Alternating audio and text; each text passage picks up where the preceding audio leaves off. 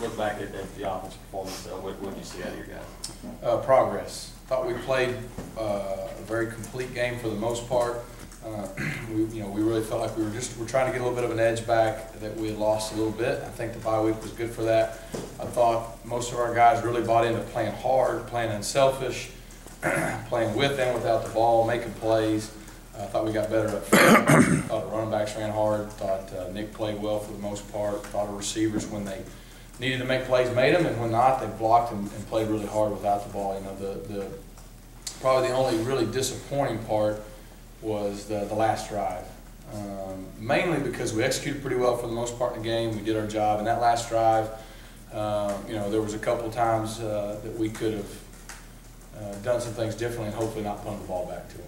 And so that was probably the biggest disappointment. But overall, no penalties, no turnovers, and we were able to keep answering when we needed to on some long drives. So I thought that was really key. How much did just rotating the backs there you think is going to help you down the line, maybe keeping Cap and even Rock fresh? I think it'll help a lot, and now you've got Cap still has his 25 carries, and I mean he's still the workhorse kind of guy. But I think as we continue to go, having someone like Rock's a good change of pace. You saw the way he hits the hole on some of those. He was just a step away on a couple, and same thing with Corey, getting him involved in different ways. And I think it'll keep them all fresh in the fourth quarter. And you know how it goes. Some games, one guy's got the hot hand more than the other, and they'll get a few more carries that game. But I think it was good. I think Tim did a good job rotating those guys. Is any of that, like, even just when you look back to last year, Trey obviously had a great end of the season, but he was getting nicked and bruised and everything, and there's always that concern of wearing down. There's no question. And, Trey got so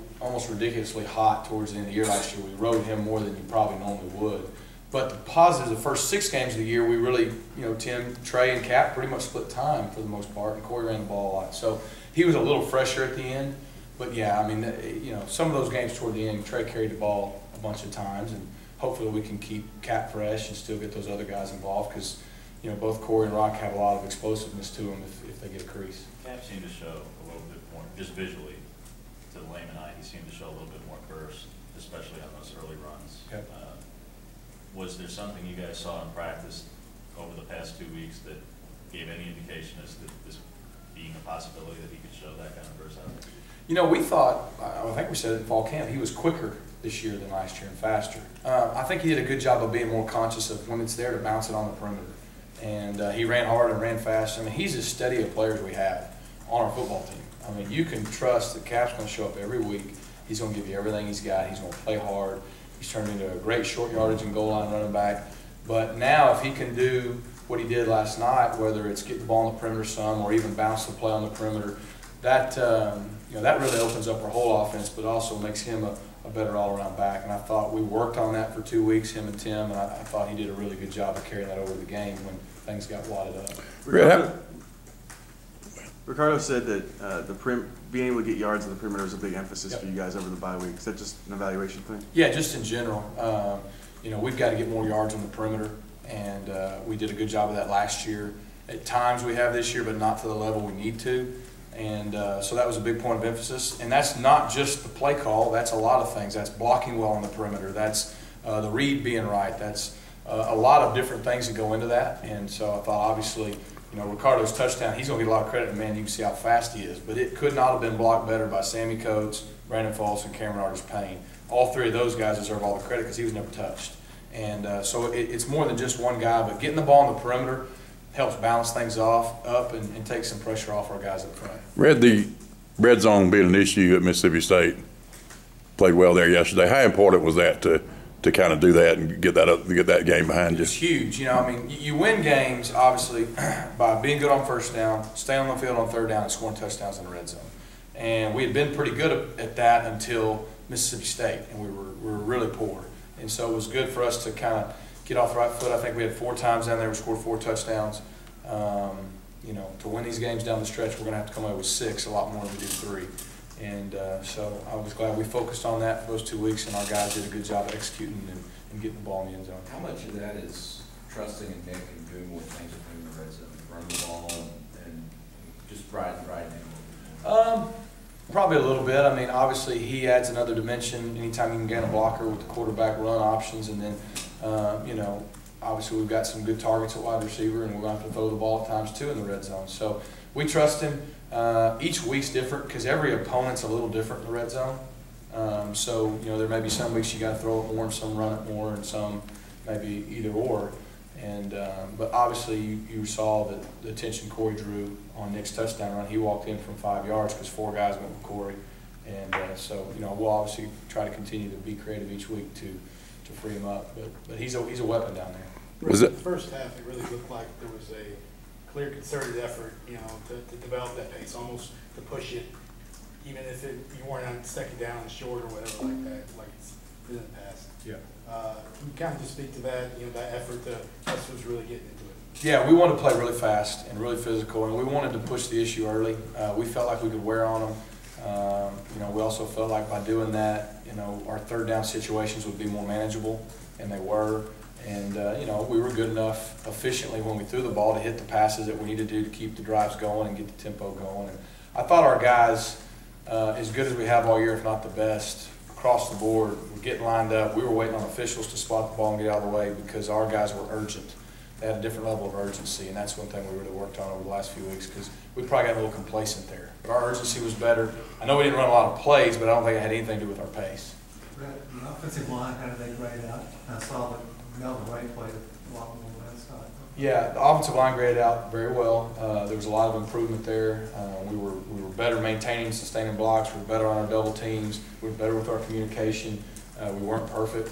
And really we weren't perfect across the board, but I feel like we made great strides in the direction we need to be going. And I felt like we got a little bit of that Auburn football edge back that we had at times last year. And now that just can we maintain it and get even better this week, and we're going to need to be. But I thought our O-line played well, played a very solid game. Rhett, on that note, I'm sorry. Melvin's solid. Melvin is one of those guys that right now you can trust him to do exactly what you need him to do and to play as hard as anybody on that field.